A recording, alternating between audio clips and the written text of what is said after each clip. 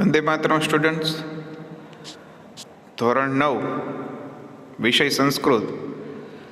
એમાં છેલ્લા વિડીયો લેક્ચરમાં આપણે 19મું કાવ્ય છે વિનોદ પદ્યાની, એમના થોડા ઘણા જે શ્લોકો છે, એટલે કે 8 શ્લોકો જે આપણને આપવામાં આવેલા છે, અને એ 8 શ્લોકોમાં જે પ્રમાણેની ચમત્કૃતિ, અર્થસભરતા અને એક પ્રકારનું ચાતુર્ય પ્રસ્તુત કરેલું છે, એને સમજવાનો પ્રયાસ અને વિષય વસ્તુ છે એમની સમજ આપણે મેળવેલી હતી.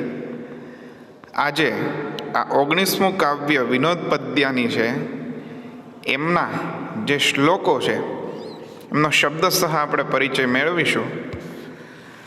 આ કાવ્યમાં જે કંઈ અન્વય આપણે જોઈએ છીએ એ ખૂબ જ મોટા પ્રમાણમાં ફરશે નહીં. એટલે જે કંઈ પણ શબ્દો આપેલા છે એ એમનામ જ રહેશે, એટલે આપણને એ સમજવામાં સરળતા રહેશે. તો પહેલા શ્લોકનો અભ્યાસ આપણે કરીએ તો શું લખેલું છે. આપણે જ્યારે વિષય પ્રવેશની સમજૂતી મેળવેલી હતી ત્યારે એમાં જોયું હતું કે પહેલા શ્લોકમાં કઈ રીતના ચમત્કૃતિ થાય છે. તો કે એમાં જે અક્ષર અલગ અલગ આપેલા છે એ અક્ષરને તમે જોડી દેશો એટલે એક શબ્દ બનશે, અને એ શબ્દ દ્વારા આપણે એ શ્લોકનું અથવા તો એ વાક્યનું તાત્પર્ય છે કે ખરા અર્થમાં શું જવાબ આવે છે એ સમજી શકીશું. ધારો કે શ્લોકમાં પહેલાં લખેલું છે કે કૃષ્ણ, શબ્દો એકદમ છૂટા પાડીને જ આપેલા છે, એટલે સંધિ છૂટી પાડવાનો કોઈ પ્રશ્ન છે નહીં. કૃષ્ણ એટલે કે કૃષ્ણએ, કમ એટલે કે કોને, સહજગાન એટલે કે મારી નાખ્યો, હણી નાખ્યો. તો અલ્પવિરામ કરીને આપણે શું લખી શકીએ તો કે કંસમ એટલે કે કંસને. હવે કંસ શબ્દ કઈ રીતના મળશે તો કે કમ અને સહજગાન, એમાં રહેલો સ છે, આ કમ અને સ એ શબ્દને આપણે જોડશું એટલે શું જવાબ આવશે, કંસ. એટલે કે કૃષ્ણએ કોને હણ્યો, કોને માર્યો તો કે કંસને. આગળ, કા શીતલ વાહિની ગંગા એટલે કે કઈ શીતળ જળનું વહન કરનારી ગંગા છે, ક્યાંથી નીકળનારી શીતળ જળનું વહન કરનારી ગંગા છે. તો આમાં પણ આપણે 2 અક્ષરને ભેગા કરીશું એટલે એક શબ્દ બનશે અને જવાબ મળશે આપણને કાશીતલ વાહિની ગંગા. કોણ શીતળ જળનું વહન કરનારી ગંગા છે. તો એમાં શું આવશે તો કે કાશીના તળમાં વહેનારી ગંગા. કાશી તલવાહિની ગંગા એટલે કાશીના તળમાં વહેનારી ગંગા. ત્યારબાદ એ જ શ્લોકમાં કે દાર પોષણ રતઃ, કોણ પોષણ કરવામાં રત છે. તો કે આપણું પોષણ કોણ કરે છે તો કે ખેડૂતો. હવે ખેડૂતો શબ્દ મેળવવા માટે થઈને શું થશે, કયા શબ્દોને ભેગા કરવા પડશે તો કે અને દાર. કેદાર એટલે શું થશે, ખેડૂતો. અને કમ એટલે કે ક્યાં, બલવંતમ એટલે કે બળવાનને, શીતમ એટલે ઠંડી, ન બાધ્યતે એટલે કે લાગતી નથી. ક્યાં બળવાનને ઠંડી લાગતી નથી. તો એમાં પણ આપણે કયા અક્ષરો ભેગા કરશું, કયા શબ્દો ભેગા કરશું તો કે કમ બલવંતમ. કમ અને બલવંતમ જે અલગ અલગ આપેલું છે એને આપણે જોડશું એટલે આપણને કયો શબ્દ મળશે, કંબલવંતમ. એટલે શું થશે, કામળાધારીને એટલે કે જેણે ધાબળો ઓઢેલો છે એને, શીતમ ન બાધ્યતે એટલે કે ઠંડી લાગતી નથી. એટલે આ પ્રમાણેની ચમત્કૃતિ આપણને પહેલા શ્લોકમાંથી પ્રાપ્ત થશે. ફરી એક વખત એ શ્લોક જોઈએ, સમજીએ, જેથી કરી સવિશેષ આપણે એ શ્લોકથી પરિચિત થઈએ. શું થશે? ખાલી ગુજરાતી તમે જુઓ તો શું થાય? તો કે કૃષ્ણએ કોને હણ્યો? તો કે કંસને. કઈ રીતના થશે? તો કે કૃષ્ણ એટલે કે કૃષ્ણએ, કમ એટલે કોને, સહજગાન એટલે કે હણ્યો. કૃષ્ણએ કોને હણ્યો? તો કે કંસમ એટલે કે કંસને. પછી કા શીતલ વાહિની ગંગા, કોણ શીતળ જળનું વહન કરનારી ગંગા છે? તો કે કાશીના તળમાં વહેનારી ગંગા. હવે કાશીના તળમાં વહેનારી એવું કેવું હોય, એવી ઉપમા આપવી હોય તો કયા શબ્દોને ભેગા કરવા પડશે? તો કે કાશી તલ વાહિની. કાશી શબ્દ ભેગો કરવો પડશે. કા અને શી અલગ આપેલું છે, એ શબ્દોને ભેગા કરશું, જોડશું, એટલે શું જવાબ મળશે? કાશી તલ વાહિની, કાશીના જળમાં વહેનારી ગંગા. ત્યાર પછી કે દાર પોષણ રતા, કોણ પરિવારનું આપણું પોષણ કરવામાં રત છે? તો કે કેદાર એટલે કે ખેડૂતો છે, એ આપણું પોષણ કરવામાં રત છે. અને છેલ્લે પહેલા શ્લોકમાં કે કમ એટલે કે ક્યાં, બલવંતમ એટલે કે બળવાનને, કમ એટલે કે ક્યાં, બલવંતમ એટલે કે બળવાનને, શીતમ ન બાધ્યતે ઠંડી લાગતી નથી. તો જવાબ શું આવશે? કયા શબ્દો આપણે જોડશું? કંબલવંતમ એટલે કે કામળાધારીને, એટલે કે જેણે ધાબળો ઓઢેલો છે એને, શીતમ ન બાધ્યતે એટલે કે ઠંડી લાગતી નથી. એટલે આ પ્રમાણેની ચમત્કૃતિ બે અક્ષરને તમે જોડશો, એક શબ્દ મળશે જે જવાબના સ્વરૂપમાં આપણે સમજી શકીશું. કૃષ્ણએ કોને હણ્યો? તો કે કંસને. કોણ શીતળ જળનું વહન કરનારી ગંગા છે? તો કે કાશીના તળમાં વહેનારી ગંગા. કોણ પરિવારનું પોષણ કરવામાં રત છે? તો કે ખેડૂતો. ક્યાં બળવાનને ઠંડી લાગતી નથી? તો કે કામળાધારીને. કંસમ, કાશીતલ, કેદાર અને કંબલવંતમ, આટલા શબ્દમાં ચમત્કૃતિ રહેલી છે, અર્થભેદ રહેલો છે, જે આપણે સમજો. ત્યાર પછી બીજો શ્લોક. આ શ્લોકમાં તો ખૂબ જ એક જ જે શબ્દ આપેલો છે, ન તે ન, એમાં જ આપણને ચમત્કૃતિ પ્રાપ્ત થાય છે. બાકીનો જે આખો શ્લોક છે એ અગાઉ જે કે ભાઈ આપણે કાવ્યમાં પદ્ય જે શ્લોકો ભણેલા છીએ એ પ્રમાણેનો જ શ્લોક છે. નતેન શબ્દને આપણે સમજી લઈએ એટલે આખા શ્લોકનું ભાષાંતર ખૂબ જ સરળતાથી થઈ જશે. શું થશે?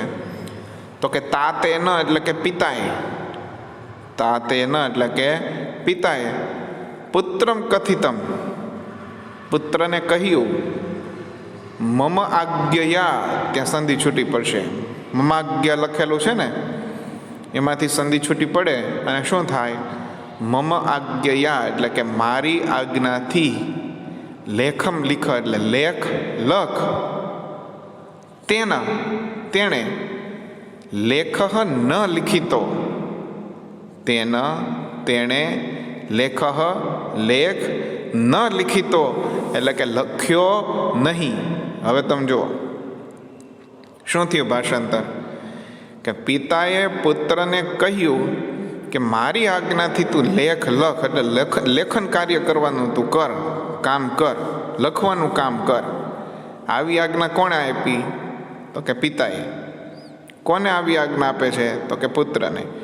પિતાએ પુત્રને એવી આજ્ઞા આપી કે તું લેખ લખ. હવે આગળ ભાષાંતર શું થાય છે? તેણે લેખ લખ્યો નહીં, એટલે કે પુત્રએ લેખ લખ્યો નહીં. ને આગળ પિતુઃ આજ્ઞા ન લોપિતા, અને પિતાની આજ્ઞાનું ઉલ્લંઘન કર્યું નહીં. તો આ ભાષાંતર બંધ બેસતું થાય નહીં, કેમ કે પિતાએ આજ્ઞા આપી કે પુત્રને કે તું લેખ લખ, અને પુત્ર લખવા ન બેસે તો એ પિતાની આજ્ઞાનું ઉલ્લંઘન કર્યું કહેવાય. પિતાની આજ્ઞાનું ઉલ્લંઘન કર્યું કહેવાય. જો એ લેખ લખે છે તો એવું કહી શકાય કે એણે પિતાની આજ્ઞાનું ઉલ્લંઘન કર્યું નહીં. પણ પિતાએ જે કાંઈ પણ આજ્ઞા આપી છે એનું પાલન પુત્ર કરતો નથી, એટલે કહી શકાય કે પિતાની આજ્ઞાનું ઉલ્લંઘન કર્યું નથી. એટલે કયો શબ્દ ચમત્કૃતિ દર્શાવે છે? તો કે ન તે ન. હવે બીજા અર્થ પ્રમાણે તમે ભાષાંતર જુઓ તો કે તાતે ન એટલે કે પિતાએ, પુત્રમ કથિતમ પુત્રને કહ્યું, મમ આજ્ઞયા મારી આજ્ઞાથી લેખ લખ, લેખમ લિખ લેખ લખ, ન તે ન. હવે શબ્દ ભેગો તમે કરો, ન તેન શબ્દ, ન અને તે ન અલગ અલગ આપેલું છે, એમાં આપણે જોડી દઈએ તો શું થશે? ન તેન એટલે કે નમ્ર બનેલા તેણે, ન તે ન એટલે શું થશે? નમ્ર બનેલા તેણે, લેખ લિખિતો એટલે કે લેખ લખ્યો, અને પિતુઃ આજ્ઞા ન લોપિતા, પિતાની આજ્ઞાનું ઉલ્લંઘન કર્યું નહીં. આ ભાષાંતર બરાબર થાય. શું? તો કે પિતાએ પુત્રને કહ્યું, મારી આજ્ઞાથી લેખ લખ, નમ્ર બનેલા તેણે એટલે કે નમ્ર બનેલા પુત્રએ લેખ લખ્યો અને પિતાની આજ્ઞાનું ઉલ્લંઘન કર્યું નહીં. આ ભાષાંતર બરાબર થાય. પિતુઃ આજ્ઞા ન લોપિતા, પિતાની આજ્ઞાનું ઉલ્લંઘન કર્યું નહીં. એટલે એ પ્રમાણેની ચમત્કૃતિ છે એ બીજા શ્લોકમાં પ્રાપ્ત થાય છે. એટલે કે બીજા શ્લોકમાં ચમત્કૃતિ દર્શાવતો જો કોઈ શબ્દ હોય તો એ કયો છે? ન તે ન એવું કહેશો એટલે તેણે નહીં એવું ભાષાંતર થશે. પણ જો એવું આપણે બોલીશું ન તે ન એટલે કે નમ્ર બનેલા તેણે, તો એ બરાબર સાચું ભાષાંતર થશે. એટલે ચમત્કૃતિ કયા શબ્દમાં છે? ન તે ન. ન તે ન એટલે કે નમ્ર બનેલા તેણે, અને ન તે ન એટલે કે તેણે નહીં. એટલે પહેલા અને બીજા બંને શ્લોકમાં તમે શબ્દને અક્ષરને ભેગા કરશો એટલે ચમત્કૃતિ સર્જાશે અને યોગ્ય સંદર્ભમાં શ્લોકનું ભાષાંતર સમજી શકાશે.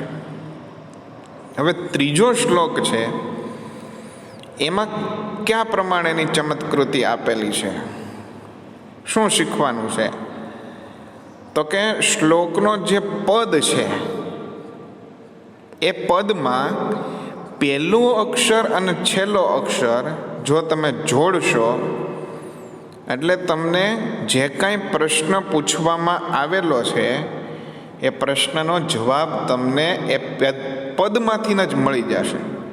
જેમ કે પેલું પદ તમે જુઓ શ્લોકનું પેલું ચરણ કે સીમંતીષુ એટલે સૌભાગ્યવતી સ્ત્રીઓમાં, સીમંતીષુ એટલે સૌભાગ્યવતી સ્ત્રીઓમાં કા શાંતા, કોણ શાંત છે?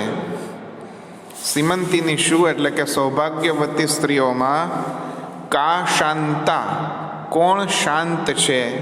આ એક પદ થાય છે ત્રીજા શ્લોકનું. એટલે શું થશે? આ પદમાં પહેલો અક્ષર શું છે? તો કે સી, અને છેલ્લો અક્ષર શું છે? તો કે તા. એટલે જવાબ શું મળશે? સીતા. ખ્યાલ આવે છે? ફરી વખત તમે જુઓ, ત્રીજા શ્લોકમાં કઈ રીતના ચમત્કૃતિ થશે? તો કે પદ પ્રમાણે સમજવાનું છે, ચરણ પ્રમાણે સમજવાનું છે. 4 ચરણ હોય, અનુષ્ટુપ છંદ હોય ને તો એમાં 4 ચરણ હોય. એટલે આ ત્રીજો શ્લોક છે એમાં પેલું પદ અથવા તો પેલું ચરણ તમે જુઓ તો શું લખેલું છે કે સીમંતીની શું કા શાંતા એટલે કે સૌભાગ્યવતી સ્ત્રીઓમાં કા શાંતા એટલે કોણ શાંત છે. તો જે આ પદ આપણે બોલીએ છીએ એ પદનો પહેલો અક્ષર અને છેલ્લો અક્ષર તમે જુઓ તો શું થશે? સીતા. એટલે સૌભાગ્યવતી સ્ત્રીઓમાં શાંત કોણ છે? તો કે સીતા, એટલે કે સીતા માતા. એ જ રીતના બીજો પ્રશ્ન તો કે રાજા કહ અભૂત ગુણોત્તમ. અન્વય થોડોક ફરશે. શું થશે? તો કે ગુણોત્તમ, ગુણોમાં ઉત્તમ. ગુણોત્તમ એટલે ગુણોમાં ઉત્તમ. રાજા એટલે કે રાજા. કહ અભૂત, કોણ છે? ગુણોમાં ઉત્તમ રાજા કોણ છે? તો આપણે ભાષાંતર કરવું છે એટલે શબ્દો ફેરવીએ છીએ. બાકી બીજું પદ શબ્દસહ તમે વાંચો એટલે શું થાય? તો કે રાજા કહ અભૂત ગુણોત્તમ. એટલે આપણને શું પહેલો અક્ષર તમે શું થશે? રા. પદનો પહેલો અક્ષર શું થશે? રા. અને છેલ્લો અક્ષર શું થશે? તો કે મહ. એટલે કયો શબ્દ બનશે? રામઃ. આ પ્રમાણેની ચમત્કૃતિ ત્રીજા શ્લોકમાં છે. ગુણોમાં ઉત્તમ રાજા કોણ છે? તો કે રામઃ એટલે કે રામ. અને ત્રીજો પ્રશ્ન અને જવાબ અને ત્રીજો પદ શું છે? તો કે વિદદ્ધિહિ એટલે કે વિદ્વાનો વડે. કા કોણ? સદા હંમેશા. વંદ્યા એટલે કે વંદન કરવા યોગ્ય હોય છે. વિદ્વાનો વડે હંમેશા શું અથવા તો કોણ વંદન કરવા યોગ્ય હોય છે? તો એ ત્રીજું પદ છે વિદદ્ધિહિ કા સદા વંદ્યા. એનો પહેલો અક્ષર અને છેલ્લો અક્ષર બંને જોડશો એટલે શું જવાબ મળશે? વિદ્યા. ખ્યાલ આવે છે? એટલે વિદ્વાનો વડે હંમેશા કોણ વંદન કરવા યોગ્ય હોય છે? તો કે વિદ્યા. અત્ર એવ ઉક્તમ. જુઓ શું થાય છે કે જે કંઈ પ્રશ્નો પૂછેલા છે એનો જવાબ જે તે પદમાંથી જ આપણને પ્રાપ્ત થાય છે. પણ ક્યારે? તો કે જ્યારે આપણે થોડીક બુદ્ધિ ચલાવીએ, થોડોક તર્ક લગાવીએ અને થોડીક સમજણ શક્તિ પ્રમાણે એનો અભ્યાસ કરીએ તો એ ત્રણે ત્રણ પ્રશ્નોના જવાબ આપણને એ ત્રણ પદમાંથી જ પ્રાપ્ત થઈ જાય છે. એટલે હવે ભાષાંતર લખેલું છે કે અત્ર એવ ઉક્તમ. અહીં કહેવાયું છે છતાં પણ ન બુધ્યતે, જાણી શકાતું નથી. જો તમે બુદ્ધિપૂર્વક વિચાર ન કરો, સમજણ શક્તિ એમાં ન દાખવો અને આપણને ખ્યાલ હોય નહીં તો એમાંથી જવાબ ગોતવો શું થાય? અઘરો થાય. એટલે લખેલું છે અત્ર એવ ઉક્તમ. અહીં કહેવાયું છે. શું કહેવાયું છે? તો કે સૌભાગ્યવતી સ્ત્રીઓમાં શાંત સીતા છે, ગુણોમાં ઉત્તમ રાજા રામ છે, વિદ્વાનો વડે હંમેશા વંદન કરવા યોગ્ય વિદ્યા છે. આ બધું જ કહેવાયેલું છે છતાં જાણી શકાતું નથી. એટલે ત્રીજા શ્લોકમાં જે પદ આપેલું છે એ પદનો પહેલો અક્ષર અને છેલ્લો અક્ષર આપણે જોડીશું એટલે આપણને જવાબ પ્રાપ્ત થશે. એ પ્રમાણેની ચમત્કૃતિ ત્રીજા શ્લોકમાંથી પ્રાપ્ત થાય છે. ચોથો શ્લોક છે એ ખૂબ જ સહેલો છે. કઈ રીતે? તો કે એમાં સંધિ પણ ખૂબ જ ઓછી છૂટી પડે છે. એમાં જે કંઈ પણ ચમત્કૃતિ છે એ ખૂબ જ સહેલી છે. કઈ રીતના ચમત્કૃતિ છે અને કઈ રીતના સહેલું પડશે? તો કે પહેલી 3 લીટી આપેલી છે શ્લોકમાં, એ 3 લીટીમાં પ્રશ્નો આપેલા છે અને જે છેલ્લી લીટી છે શ્લોકની એમાં ક્રમશઃ પ્રશ્નોના જવાબ આપવામાં આવેલા છે. એટલે ભાષાંતરની દ્રષ્ટિએ પણ ચોથો શ્લોક જે છે એ સહેલો પડશે. સાથે સાથે અન્વયની દ્રષ્ટિએ પણ એમાં શબ્દોનો ફેરફાર છે એટલો બધો થતો નથી અને સંધિ પણ એટલી બધી છૂટી પડતી નથી. એટલે સમજવું ખૂબ જ સહેલું થશે. શું લખેલું છે ચોથા શ્લોકમાં? તો કે પદ્માની એટલે કે કમળો. પદ્માની એટલે કે કમળો. કદા ક્યારે? વિકાસમ વ્રજંતી વિકાસ પામે છે, વિકસે છે, ખીલે છે. પદ્માની એટલે કે કમળો કદા ક્યારે વિકાસમ વ્રજતી એટલે વિકસે છે. એટલે કે જવાબ શું આવશે? તો કે સૂર્યોદયે. તો છેલ્લી લીટીમાં પહેલો શબ્દ આપેલો જ છે સૂર્યોદય એટલે કે સૂર્યોદય વખતે. પ્રિયા ગતે એટલે કે પતિના જવાથી, ભરતરી એટલે કે પત્ની, કિમ કરોતી શું કરે છે, તો કે રોદિતી એ પણ લખેલું છે. રોદિતી એટલે રડે છે. ચ અને રાત્રો એટલે કે રાત્રે, નિત્યમ એટલે કે હંમેશા, કા એટલે કે કોણ, વિરહાતુર વિરહી રહે છે એટલે કે વિરહી રહે છે એટલે કે શોકાતુર બને છે, વિરહ અનુભવે છે. તો જવાબ શું આવશે, તો કે ચક્રવાકી. એટલે ચક્રવાકી જે છે ને એ ચક્રવાક અને ચક્રવાકી એ પક્ષી યુગલ છે, પક્ષીનું જોડું છે. એવું કહેવાય છે આ ચક્રવાક અને ચક્રવાકી વિશે કે જ્યાં સુધી પૃથ્વી પર સૂર્યનો અજવાસ એટલે કે અજવાળું પથરાયેલું હોય ત્યાં સુધી જ આ ચક્રવાક અને ચક્રવાકી છે એ એકબીજાની સાથે રહી શકે છે. જેવો સૂર્યાસ્ત થાય અને પૃથ્વી પર અંધકાર પથરાવા માંડે, અંધકાર પથરાવાની શરૂઆત થાય કે તરત જ આ ચક્રવાક અને ચક્રવાકીએ એકબીજાથી દૂર થઈ જવાનું હોય છે, અલગ પડી જવાનું હોય છે. એટલે કે જ્યાં સુધી દિવસ હોય ત્યાં સુધી આ ચક્રવાક અને ચક્રવાકી નામના પક્ષી યુગલ, પક્ષીઓનું જોડું એ સાથે રહી શકે છે. પણ જેવો અંધકાર થશે એટલે કે રાત્રિ થશે એવું તરત જ આ ચક્રવાક અને ચક્રવાકીએ એકબીજાથી અલગ થવું પડશે, એવી એની નિયતિ છે, એટલે કે એનું નસીબ છે. એટલે લખેલું છે કે રાત્રો એટલે કે રાત્રે, નિત્યમ એટલે હંમેશા, કા વિરહાતુર કોણ વિરહી બની રહે છે, કોણ શોકાતુર બની રહે છે, તો કે ચક્રવાકી. ફરી વખત ચોથો શ્લોક છે એની સમજ મેળવીએ તો શું થશે, તો કે પદ્માની એટલે કમળો, કદા ક્યારે, વિકાસમ વ્રજંતી વિકસે છે, ખીલે છે. તો એનો જવાબ શું મળશે, સૂર્યોદયે એટલે કે સૂર્યોદય વખતે. પ્રિયાગતે પતિના જવાથી, ભર્તરી પત્ની, કિમ કરોતી શું કરે છે, તો કે રોદિતી એટલે કે રડે છે.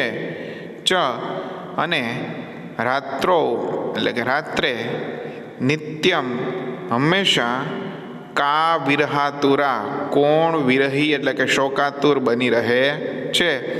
એટલે જવાબ શું આવશે, ચક્રવાકી એટલે કે ચક્રવાક અને ચક્રવાકી નામના પક્ષીનું જે યુગલ છે એમાંથી કોણ વિરહી રહે છે, તો કે ચક્રવાકી. આ પ્રમાણેના 1 થી 4 શ્લોકો છે એની ચમત્કૃતિ અને એનું ભાષાંતર છે એ આપણને પ્રાપ્ત થશે. એટલે પહેલા શ્લોકમાં ખાલી અક્ષર એટલે કે શબ્દોને તમે જોડશો એટલે શ્લોકનું ભાષાંતર બંધ બેસશે. ખાલી ગુજરાતી જોઈએ 4 શ્લોકોનું તો શું થાય, તો કે કૃષ્ણએ કોને હણ્યો, તો કે કંસને. કોણ શીતળ જળનું વહન કરનારી ગંગા છે, તો કે કાશીના તળમાં એટલે કાશીના તળમાં વહેનારી ગંગા. કોણ પરિવારનું બધાનું પોષણ કરવામાં રત છે, તો કે ખેડૂતો. કેદાર એટલે ખેડૂતો. ક્યાં બળવાનને ઠંડી લાગતી નથી, તો કે કંબલવંતમ એટલે કે કામળાધારીને ઠંડી લાગતી નથી. બીજો શ્લોક, તો કે પિતાએ પુત્રને કહ્યું કે મારી આજ્ઞાથી લેખ લખ. તેણે લેખ લખ્યો નહીં અને પિતાની આજ્ઞાનું ઉલ્લંઘન કર્યું નહીં. તો આ વસ્તુ ભાષાંતરની દ્રષ્ટિએ ખોટી સાબિત થશે. તો સાચું ભાષાંતર શું થાય, તો કે પિતાએ પુત્રને કહ્યું મારી આજ્ઞાથી લેખ લખ. નમ્ર બનેલા તેણે લેખ લખ્યો અને પિતાની આજ્ઞાનું ઉલ્લંઘન કર્યું નહીં. આ ભાષાંતરની દ્રષ્ટિએ શ્લોક જે છે એ વ્યવસ્થિત સાચો સાબિત ઠરશે. ત્યાર પછી ત્રીજો શ્લોક છે એમાં શું આવશે, તો કે જે કાંઈ શ્લોકનું પદ આપવામાં આવેલું છે એ પદનો પહેલો અક્ષર અને છેલ્લો અક્ષર આપણે જોડશું, જેથી કરીને આપણને એ પદમાં પૂછેલો પ્રશ્ન છે એનો જવાબ આપણને પ્રાપ્ત થશે કે સૌભાગ્યવતી સ્ત્રીઓમાં કોણ શાંત છે? તો કે સીતા. પદનો પહેલો અક્ષર અને છેલ્લો અક્ષર શું થશે? સીતા. ગુણોમાં ઉત્તમ રાજા કોણ છે? તો કે રામ, એટલે કે રામ. વિદ્વાનો વડે હંમેશા કોણ વંદન કરવા યોગ્ય છે? તો કે વિદ્યા, એટલે કે પહેલો અક્ષર અને છેલ્લો અક્ષર શું થશે? વિદ્યા.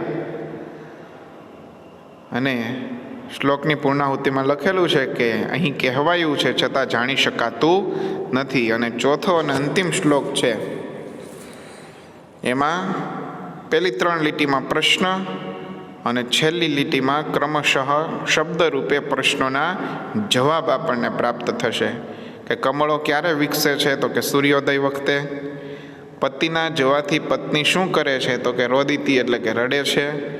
અને રાત્રે કોણ હંમેશા વિરહી રહે છે, એટલે કે શોકાતું રહે છે? તો કે ચક્રવાકી. આ પ્રમાણેના 1 થી 4 શ્લોકોનું ભાષાંતર અને શબ્દભેદ, અર્થભેદને આપણે સમજી શક્યા. હવે પછીના નેક્સ્ટ વિડિયો લેક્ચરમાં આગળના જે કંઈ શ્લોકો છે એનો અભ્યાસ કરશું. સાથે સાથે આ 19મું કાવ્ય છે એમનું PDF મટીરિયલ છે એ પણ હું તમને મોકલીશ, જેથી કરીને તમે આજે 1 થી 4 શ્લોકોનો અભ્યાસ આપણે આજે કરેલો છે આ વિડિયો લેક્ચરમાં, એની સવિશેષ સમજૂતી છે એ મેળવી શકો અને શ્લોકના ભાવાર્થથી સારી રીતે પરિચિત થઈ શકશો. નેક્સ્ટ વિડિયો લેક્ચરમાં મળશું. ધન્યવાદ.